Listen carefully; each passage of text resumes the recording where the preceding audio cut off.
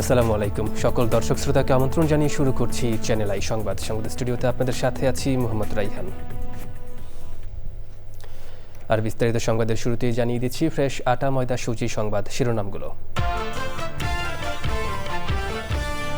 কার্যপ্রণালী বিধির ৬২ বিধি নিয়ে আলোচনায় সংসদে হইচই, সংস্কার নিয়ে বিরোধী দলের নেতা উত্থাপিত নোটিশের উপর আলোচনা মঙ্গলবার। ইরানে মার্কিন ইসরায়েলি হামলায় হতাহতের সংখ্যা ২,০০০ ছাড়ানো, চলমান সংঘাত নিয়ে নিরসনে কাজ করবে পাকিস্তান, মন্তব্য দেশটির প্রধানমন্ত্রীর। এবং রাজশাহীতে হাম আক্রান্ত শিশুদের জন্য বেসরকারি অনুদানে পাঠানো হচ্ছে ৫টি ভেন্টিলেটর, ১৭তম এশিয়া ফার্মা এক্সপো ও এশিয়া ল্যাব এক্সপো উদ্বোধন।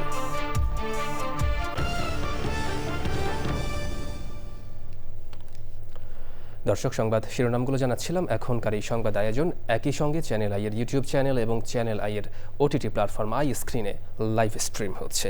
এবার বিস্তারিত প্রসঙ্গ। জাতীয় সংসদের কার্যপ্রণালী বিধির ৬২ নম্বর বিধি নিয়ে সংসদ অধিবেশনে রোববার সন্ধ্যায় সংসদ সদস্যদের মধ্যে হইচই হয়েছে।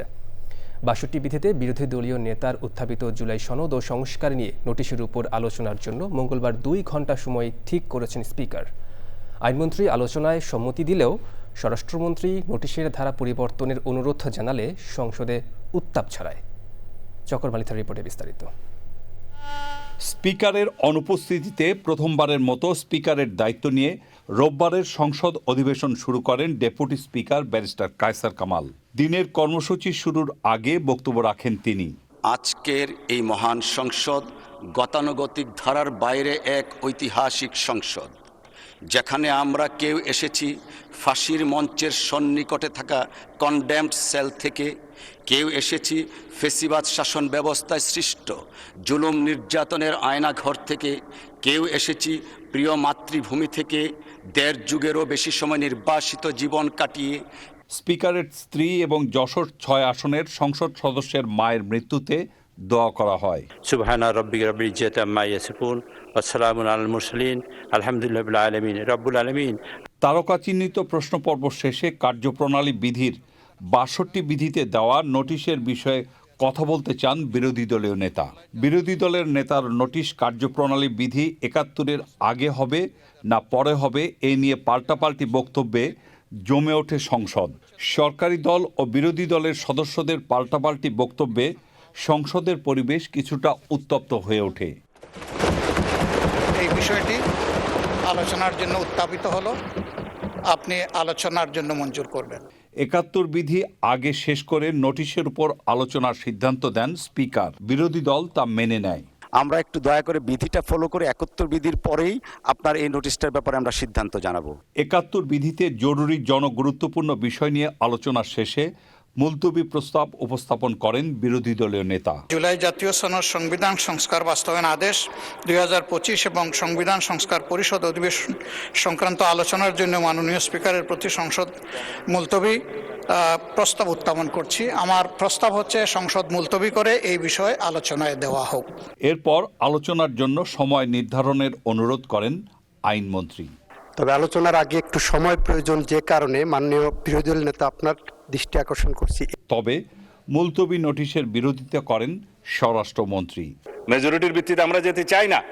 আমরা সমঝোতার ভিত্তিতে জাতীয় সংসদে একটি এমন সংবিধান সংশোধন করতে চাই যেই দলিলটা আমরা জুলাইয়ের গণ অভ্যুত্থানের শহীদের আকাঙ্ক্ষাকে আমরা ধারণ করতে পারি। ৬২ বিধিতে আলোচনার জন্য সময় ঠিক করেন স্পিকার।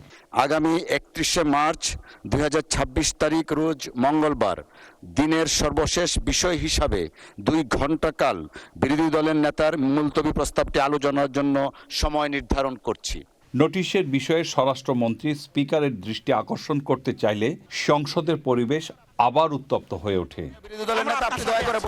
সোমবার বিকেল ৩:৩০ পর্যন্ত সংসদ অধিবেশন মুলতবি ঘোষণা করেন speaker. Chakor Malitha, channel I, Dhaka. এবার ইরান যুদ্ধের ৩১তম দিন।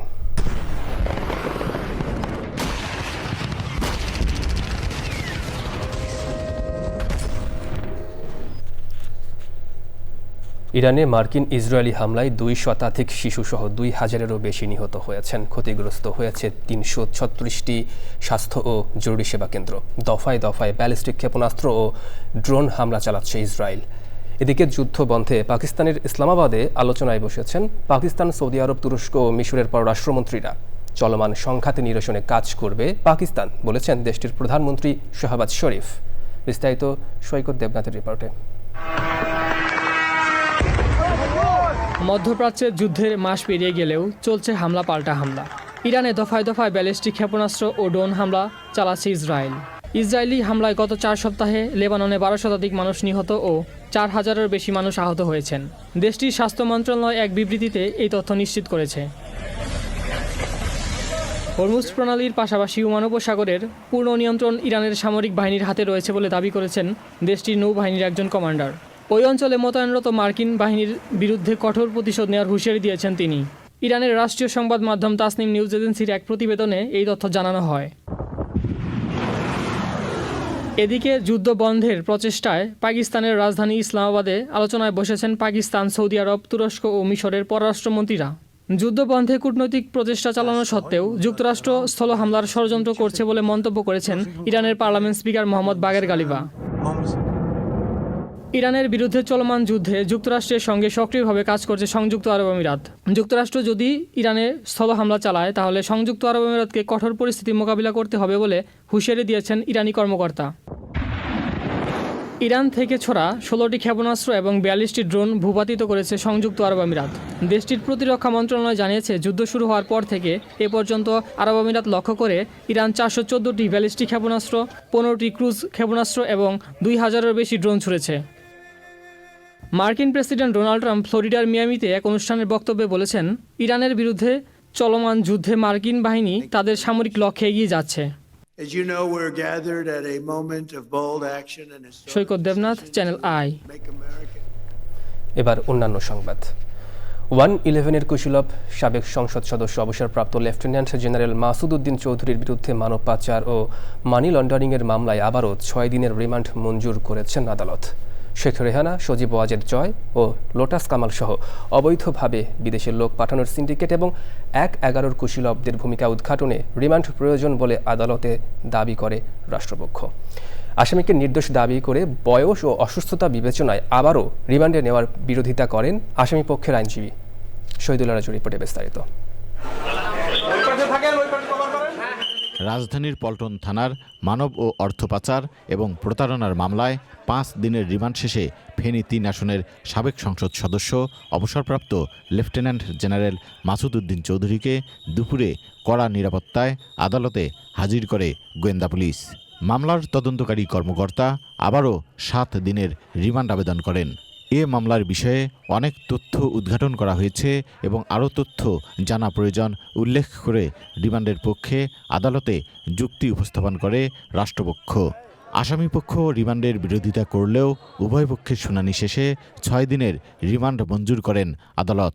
মালয়েশিয়াতে লোক পাঠানোর কথা বলে যে তারা মানুষ থেকে গ্রহণ করেছে এবং এর মধ্যে তারা 24,000 কোটি টাকা আত্মসাৎ করেছে। বিশাল অঙ্কের টাকার পিছনে, এই লেনদেনের পিছনে যে এই সিন্ডিকেটটা ছিল, তাদের এই সিন্ডিকেটের মূল পিছনে কাজ করেছে বা এটার সঙ্গে তারা সম্পৃক্ত হয়ে কাজ করেছে যে ফ্যাসিস্ট হাসিনার বোন শেখ রেহানা। আরও বিশদভাবে তাকে জিজ্ঞাসা করার জন্য তদন্তকারী কর্মকর্তার কাছে ন্যস্ত করেন। মামলার বাদী দাবি করেন, তার বৈধ এজেন্সির মাধ্যমে মালয়েশিয়ায় শ্রমিক পাঠানোর জন্য সাবেক সেনা কর্মকর্তা মাসুদ চৌধুরীকে চাঁদা দিতে বাধ্য হয়েছেন।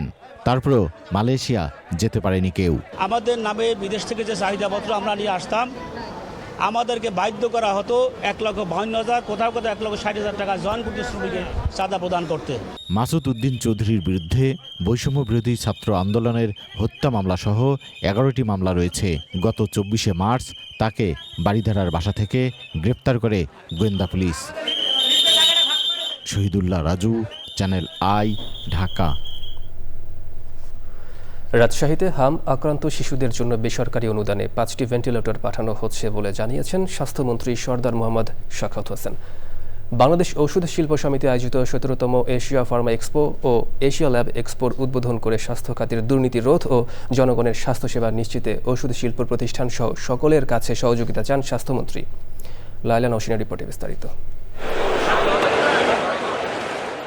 দেশের দ্রুত বর্ধনশীল ফার্মাসিউটিক্যাল খাতে উদ্ভাবন, সহযোগিতা ও উৎকর্ষ সাধনে গুরুত্বপূর্ণ ভূমিকা পালন করে আসছে এশিয়া ফার্মা এক্সপো। চীন, Bharat, Sri Lanka, Denmark, Germany, Hong Kong, দক্ষিণ Korea, Thailand, Dubai, America, Vietnam সহ 20টি দেশের 400-এর অধিক প্রতিষ্ঠানের অংশগ্রহণে চায়না বাংলাদেশ ফ্রেন্ডশিপ এক্সিবিশন সেন্টারে এশিয়া ফার্মা ও ল্যাব এক্সপোর উদ্বোধনী আয়োজন। The new ideas and startups, we are going to support them. We are going to display that whatever the innovation they have done. Today our industry meets nearly all domestic demands and exports to over 150 countries worldwide. আয়োজনে অংশ নেন দেশের ওষুধ শিল্প খাতের নেতৃস্থানীয়রা। বাংলাদেশের ওষুধ শিল্পের বিকাশের ইতিহাস তুলে ধরে সরকারের নীতি সহায়তা কামনা করেন আয়োজকরা। আপনারা যদি এই ফার্মা সেক্টরের ট্রেন্ড দেখেন, 2000 সালের পর থেকে বেশ কিছু নতুন এন্টারপ্রেনার আসে এবং আস্তে আস্তে তারা বাঙালি যে উদ্যোক্তা হতে পারে তার প্রমাণ দিয়েছে। বাংলাদেশে এই এক্সপোটা করার ফলে আমাদের দেশের যারা ফার্মাসিউটিক্যাল সায়েন্সের ছাত্র, ওষুধ শিল্পের সঙ্গে জড়িত বিভিন্ন ইউনিভার্সিটির যারা প্রফেশনালস, তারাও এই সমস্ত টেকনোলজি দেখার সুযোগ পায়। তাদেরকে লক্ষ লক্ষ টাকা খরচ করে বিদেশে যেতে হয় না। তারা এই 3 দিনের মধ্যে ওষুধ শিল্পের জন্যে যত ধরনের টেকনোলজি, এগুলির সম্বন্ধে খুব সুন্দরভাবে ওনারা জানতে পারেন।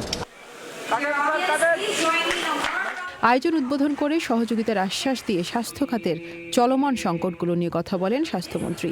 জানান, হামের টিকার জন্য 604 কোটি টাকা বরাদ্দের কথা। আমরা 5টা ভেন্টিলেটর, নিউনেটাল ভেন্টিলেটর আমাদের মুক্তাদির সাহেব উনি পার্সোনালি আমাদেরকে দান করেছেন।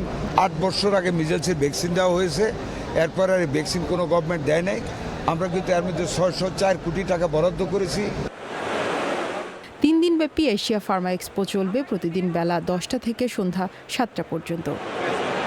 Laila Nowshin, channel I, Dhaka. বিনোদনের দুনিয়া ওটিটি প্ল্যাটফর্ম আই স্ক্রিনে এসেছে সাইকোলজিক্যাল থ্রিলার জনরার ওয়েব সিরিজ চক্র সিজন 2। রোববার দুপুরে সিরিজটির শুভ মুক্তি উপলক্ষে সংবাদ সম্মেলন হয়।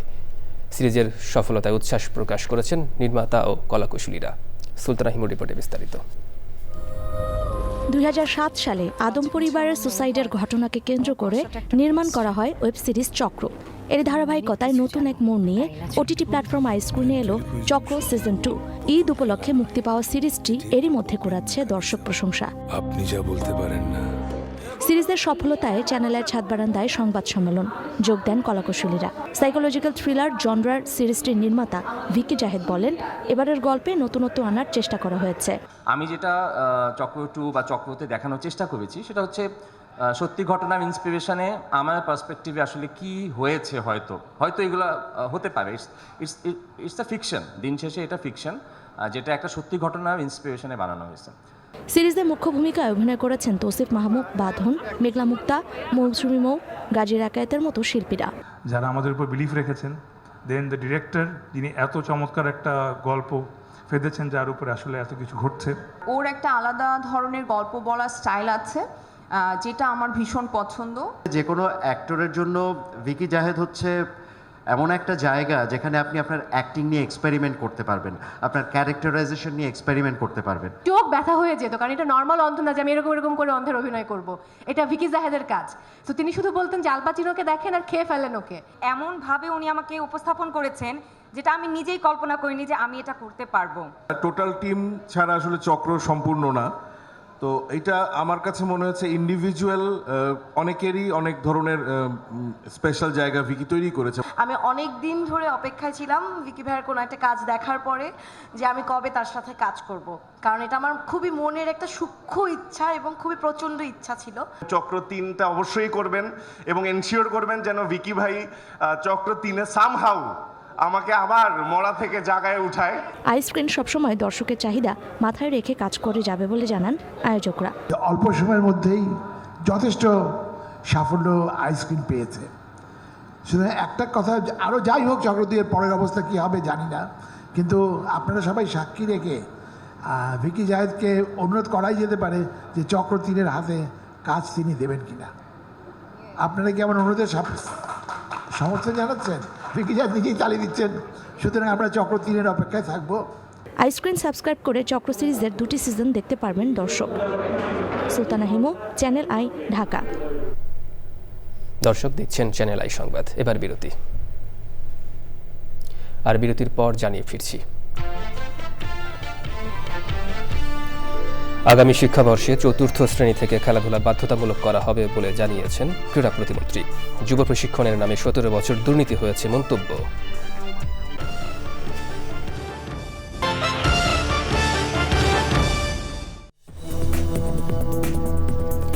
ফিরে এলাম বিরতির পর চ্যানেল আই সংবাদে।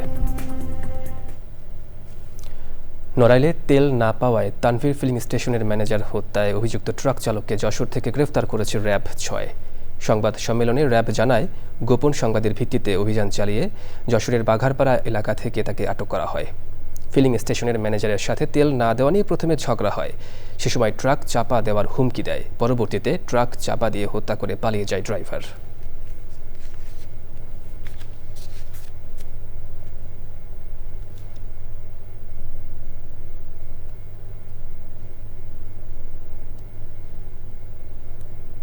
সন্ধ্যা 6টা থেকে রাত 2টা পর্যন্ত পেট্রোল পাম্পে অবস্থান করেছিলেন তেলের জন্য। তার এক পর্যায়ে তেল শেষ হয়ে যাওয়ার কারণে তাকে তেল দিতে যে ফিলিং স্টেশনের ম্যানেজার পারেন না, সে এইটার উপরে সে ক্রুদ্ধ হয়ে তাকে হত্যা করে। ওনার আমার যে অভিযুক্তকারী তাকে জিজ্ঞাসাবাদ করার পরে জানতে পারি সে দীর্ঘক্ষণ যে পেট্রোল পাম্পে যে অবস্থান করছিল এটার বেসিসে সে ক্ষুদ্র হয় এবং ক্ষুদ্র ভিত্তিতে সে মার্ডার করে। এবার কৃষি সংবাদ।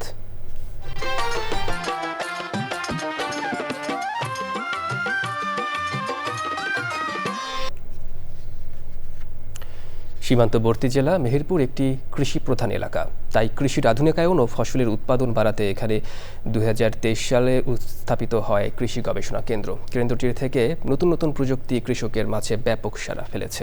বিস্তারিত মেহেরপুর প্রতিনিধি গোলাম মোস্তফার রিপোর্টে। কৃষি অগ্রগতির লক্ষ্যে কৃষি মন্ত্রণালয়ের উদ্যোগে বাড়ির অধীনে কৃষি গবেষণা কেন্দ্রটি স্থাপিত হয়েছে। মেহেরপুর শহর থেকে 7 কিলোমিটার পূর্ব দিকে বারাদি ফার্ম এলাকায় 20 একর জমি নিয়ে গবেষণায় উদ্ভাবিত ফসলের প্রজনন, প্রশিক্ষণ, মানসম্মত বীজ উৎপাদন করে কৃষকের মাঝে সরবরাহ করা হচ্ছে। বাইরে বুনেছি, সেটা ফলন ভালো হয়েছে। রসুন আছে, রসুন নিয়ে আমরা লাগিয়েছি, সেগুলো ফলন ভালো হয়েছে। নতুন নতুন জাত আমরা উদ্ভাবন করি, আর এগুলো কৃষকের মাধ্যমে আমরা দেওয়ার কারণে কৃষক নতুন নতুন জাত সম্বন্ধে আমাদের কাছ থেকে জানতে পারছে। এই দেখেন একটা চাষ হুইট, আবার এদিকে আছে সরিষা, এদিকে আছে মটরশুঁটি। আমরা এখানে অনেক বিভিন্ন ধরনের চাষ করে থাকি। কৃষি গবেষণা কেন্দ্র থেকে মেহেরপুরের আবহাওয়া ও মাটি উপযোগী বীজ এই কৃষকদের প্রদর্শনীর মাধ্যমে দেওয়া হচ্ছে। মেহেরপুরের মাটি এবং আবহাওয়া উপযোগী বিভিন্ন ফসল যেগুলো আমরা কৃষকের মাঝে দিচ্ছি বা এই অঞ্চলে প্রোডাকশন প্রোগ্রাম অথবা অ্যাডাপটিভ হিসাবে কাজ করছি, তা সেগুলো কৃষকের মাঝে ব্যাপক সাড়া ফেলছে এবং বেশ গ্রহণযোগ্যতা পাচ্ছে। এই অঞ্চলে গড়ে বছরে 3টি ফসল উৎপাদন হয়। এই অঞ্চলের উপযোগী করে উন্নত ফসল উদ্ভাবন করা এবং সেগুলি কৃষকের মাঝে বিতরণ করা, যেন কৃষক আর্থিকভাবে লাভবান হয়। আমরা কার্যক্রম শুরুর প্রথম থেকেই আমরা একদম পিওর বীজ উৎপাদন করছি, যেগুলো কৃষকের মাধ্যমে অলরেডি আমরা বিতরণ করেছি এবং বর্তমানে তারা সেগুলো আবাদ করছে এবং তারা বলছে তারা এই বীজ পেয়ে খুবই খুশি। কৃষকের আস্থার কেন্দ্রবিন্দু হয়ে উঠেছে কৃষি গবেষণা কেন্দ্রটি। মেহেরপুর থেকে গোলাম মোস্তফা, চ্যানেল আই। এবার প্রকৃতি সংবাদ।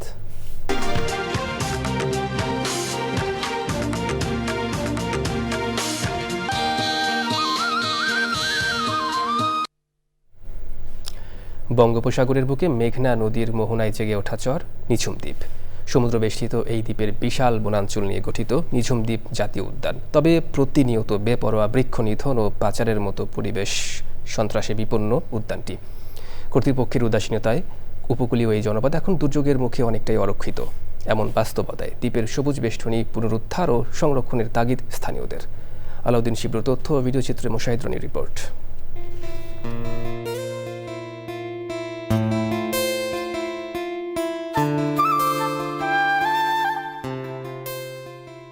নোয়াখালীর হাতিয়া উপজেলার 4টি প্রধান চরের সমন্বয়ে গঠিত জনপদ নিঝুম দ্বীপ।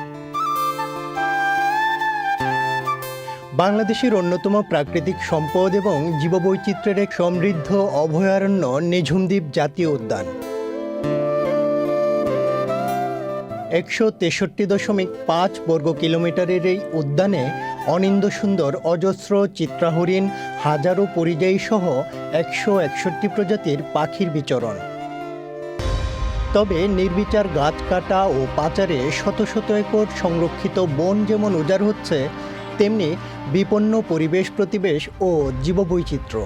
স্থানীয়দের অভিযোগ, প্রভাবশালী চক্র ও বন বিভাগের যোগসাজশে চলছে পরিবেশ সন্ত্রাস।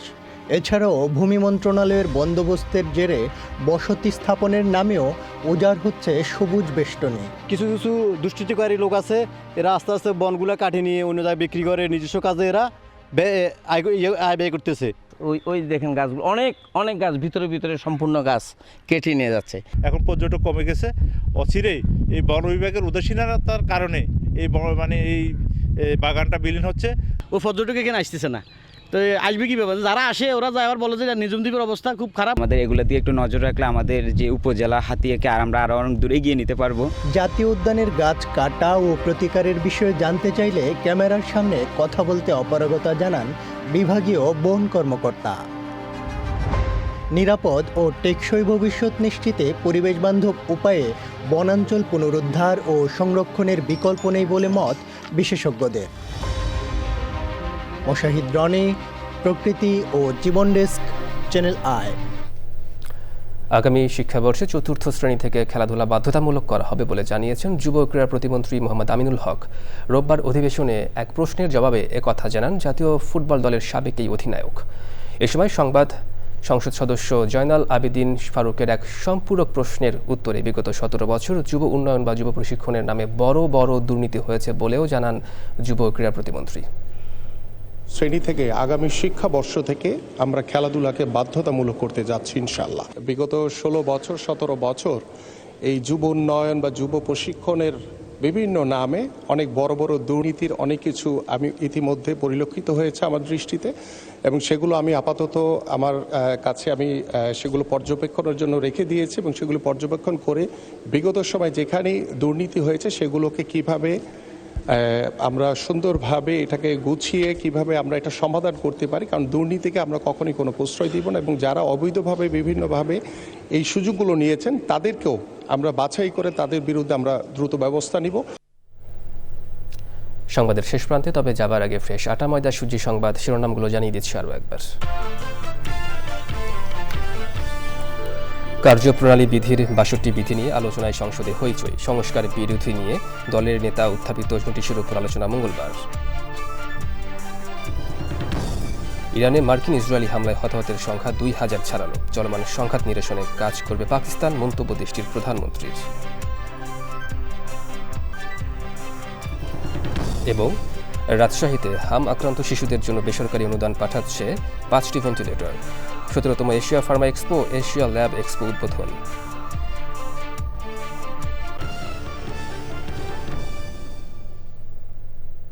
দর্শক, চ্যানেল আইয়ের সর্বশেষ সংবাদ জানতে ভিজিট করুন channelionline.com-এ। যুক্ত থাকুন আমাদের সোশ্যাল মিডিয়ার প্ল্যাটফর্মগুলোর সাথে। পরবর্তী শীর্ষ খবর দেখার আমন্ত্রণ। ধন্যবাদ সবাইকে।